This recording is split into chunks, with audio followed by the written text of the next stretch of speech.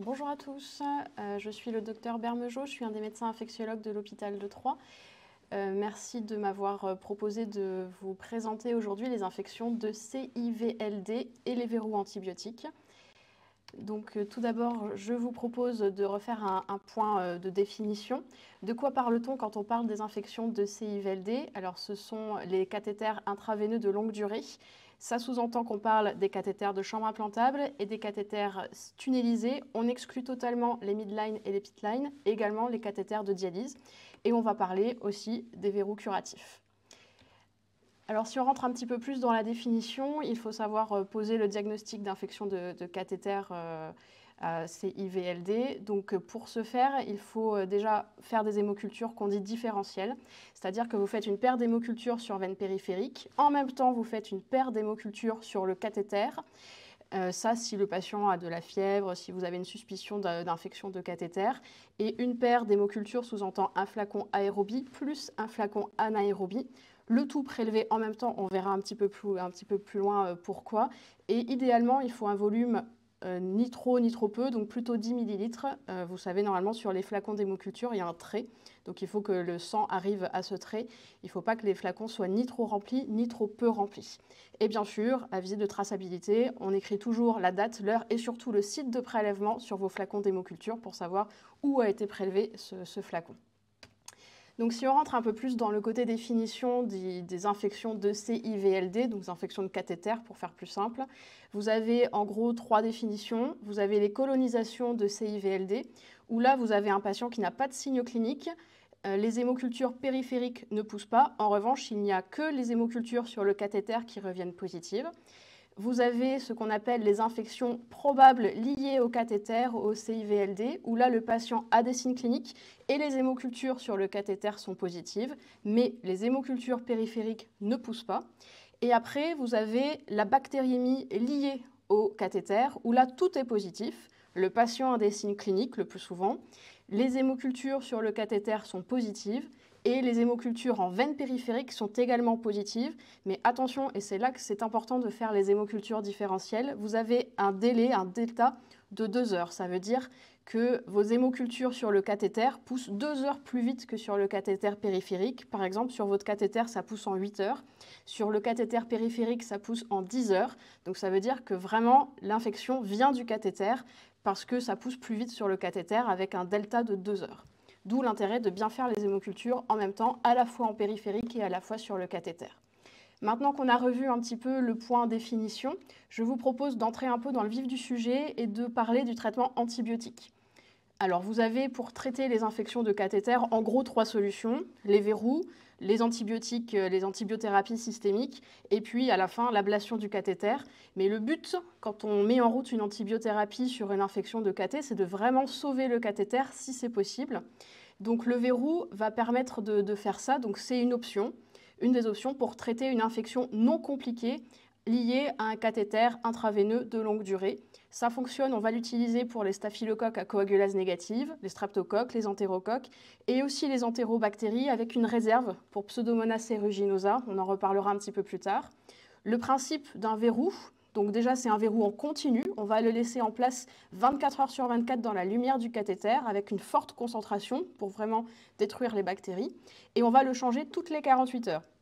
Avant, les recommandations, c'était de le changer toutes les 24 heures. Maintenant, c'est vraiment toutes les 48 heures. On sait que l'antibiotique est stable à la lumière pendant 2 jours et ça évite de faire des manipulations, donc peut-être des surinfections par les infirmières, par exemple.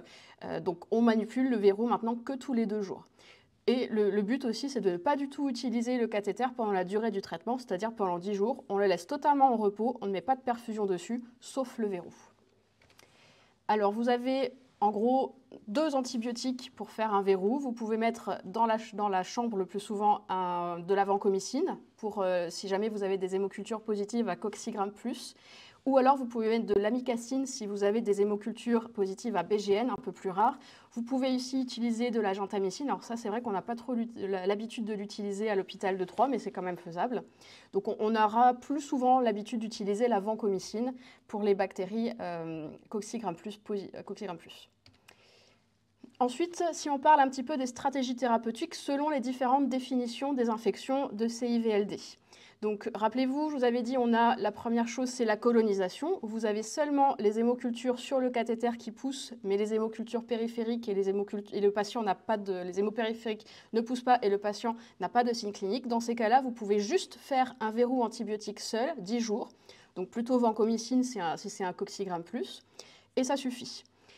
Rappelez-vous aussi, tout en bas du tableau, il y avait le patient avait des signes cliniques, les hémocultures périphériques étaient positives et les hémocultures sur le cathéter étaient également positives. On était dans le cas de figure de la bactériémie liée au cathéter. Dans ces cas-là, il faut tout faire. Vous faites un verrou antibiotique, vous faites une antibiothérapie systémique adaptée aux germes, par exemple daptomycine si c'est une bactériémie à coccigramme plus, le tout pendant 10 jours. Et après, vous avez la solution un peu intermédiaire où vous avez l'infection probable de cathéter. Donc là, ça va dépendre un peu du germe. Si vous avez, je vais tout de suite sur les entérobactéries, si vous avez une infection probable à entérobactéries, il faut tout faire également. Verrou antibiotique, antibiothérapie systémique, 10 jours. Et si vous avez plutôt du staphylocoque coagulase négative, donc tous les staphylocoques sauf le staphylocoque doré, ou un entérocoque ou un streptocoque, dans ces cas-là, on peut utiliser le verrou antibiotique seul pendant 10 jours, sauf si vous avez un patient en neutropénie fébrile, si vous avez un patient qui persiste à être pyrétique, à avoir de la fièvre après 48 heures de verrou, ou alors si vous avez des hémocultures périphériques positives. Dans ces cas-là, il faut absolument mettre en route une antibiothérapie systémique en plus du verrou. Dans la pratique, on n'hésite pas à ajouter quand même une antibiothérapie systémique. Voilà. Et puis, vous avez la solution dont je vous ai dit, qu'on aimerait éviter, en tout cas, c'est l'ablation du cathéter. Donc, par contre, le cathéter devra être absolument retiré si vous avez des complications locales ou loco-régionales, des complications systémiques, en fonction du germe également, ou si vous avez un échec du verrou. Par exemple, si au bout de 4 jours de verrou, le patient continue à avoir de la fièvre ou continue à avoir des hémocultures positives, il faut retirer la chambre. Ou si vous avez fini votre verrou et puis finalement le patient a à nouveau des hémocultures positives ou développe des localisations septiques secondaires, il va falloir également retirer la chambre, le cathéter. Et bien sûr, si vous avez d'emblée pris la décision de retirer le verrou, la chambre, on ne débute pas de verrou. Alors voici ce qui est résumé, ce que je viens de vous dire est résumé dans un tableau un peu plus didactique. Donc on retire le cathéter si vous avez des complications locales type tunnélite, infection de loge, des complications loco-régionales comme les thrombophlébite septiques ou des localisations systémiques. Bien sûr, si vous avez un patient en état de choc septique qui fait une endocardite ou qui fait des emboles septiques, il faut retirer la chambre. Et selon le germe, on retire la cathéter. Donc quand on a une fongémie ou une infection de cathéter à candida, il n'y a pas de discussion, on retire le cathéter. Si vous avez du staphylocoque doré également, le Pseudomonas aeruginosa, théoriquement, on peut essayer de sauver la chambre en faisant un verrou. Après, c'est une bactérie un petit peu particulière, on va quand même facilement à l'ablation de la chambre implantable. Et c'est pour ça aussi que rapidement, on va demander de faire un bilan d'extension, donc notamment une échographie cardiaque pour être sûr qu'il n'y ait pas d'endocardite, un Doppler de la chambre implantable pour être sûr qu'il n'y ait pas de thrombophlébite septique, parce que ça change aussi la durée de l'antibiothérapie parfois, et aussi un scanner thoraco-abdominopelvien pour vérifier qu'il n'y ait pas d'embole septique.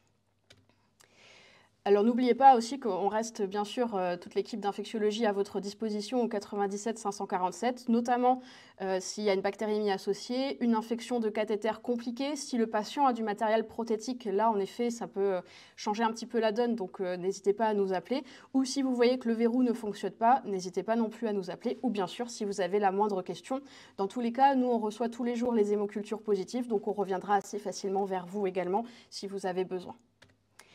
Enfin, maintenant qu'on a traité l'infection, que fait-on? Quelle surveillance mettons en place? Et surtout, quand est-ce qu'on peut utiliser à nouveau le cathéter? Donc, on surveille bien sûr la clinique. Donc, le patient ne doit plus avoir de fièvre, ne doit pas avoir de complications locales ou loco-régionales. Et on surveille également les hémocultures. Donc, quand on débute un verrou, on fait une hémoculture de contrôle sur le cathéter et en périphérique au bout du 4e jour du verrou. Et également, quand vous avez fini le verrou les 10 jours, le lendemain de l'arrêt du verrou, donc à J11, on refait une paire d'hémocultures sur le cathéter. Et juste avant de réutiliser le cathéter, on refait encore une paire d'hémocultures. S'il y a une de ces 3 paires qui revient positive, il faut retirer le cathéter. C'est une indication à l'ablation, comme on en a déjà discuté. Bien sûr, à chaque fois que vous mettez en route une antibiothérapie, il faut réévaluer l'antibiothérapie de manière quotidienne, mais surtout à 72 heures, et bien le tracer dans le dossier médical. Je vous ai remis du coup le schéma issu des recommandations de la SPILF, où vous voyez que du coup à J4, J11 et JN, c'est-à-dire juste avant la réutilisation du cathéter, il faut refaire les hémocultures de contrôle. Et enfin, on peut réutiliser le cathéter si le patient, bien sûr, n'a pas de fièvre, n'a pas de signe local d'infection et si toutes les hémocultures sont stériles. Dans ces cas-là, vous pouvez réutiliser le cathéter. Je vous remercie pour votre attention.